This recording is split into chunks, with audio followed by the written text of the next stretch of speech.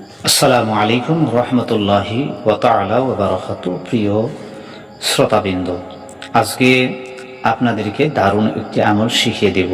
এই আমলটি মাগরিবের নামাজের পরে যদি কোনো আল্লাহর বান্দাবান্দি একই বিশ্বাসের সহিত এই আমলটি করতে পারে, তাহলে তার সব থেকে তিনটি ফায়দা হবে, তিনটি সে উপকার পাবে।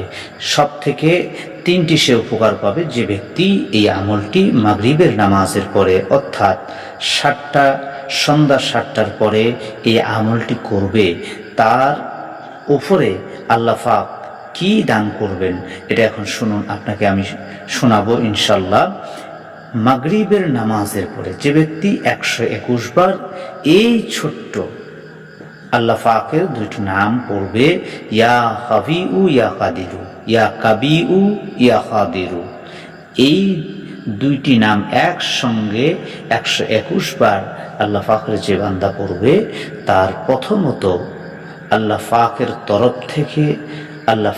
তরফ থেকে গায়বী রুজি আল্লাহ পাক দান করবেন। তাকে আল্লাহ পাক গায়বী রুজি দান করবেন এবং তার বরকত বৃদ্ধি হবে, তার ঋণ মুক্ত হবে। গায়বী রুজি দান করবেন, বরকত দান করবেন, এটা এক। দ্বিতীয়ত তাকে ঋণ মুক্ত করে দেবেন।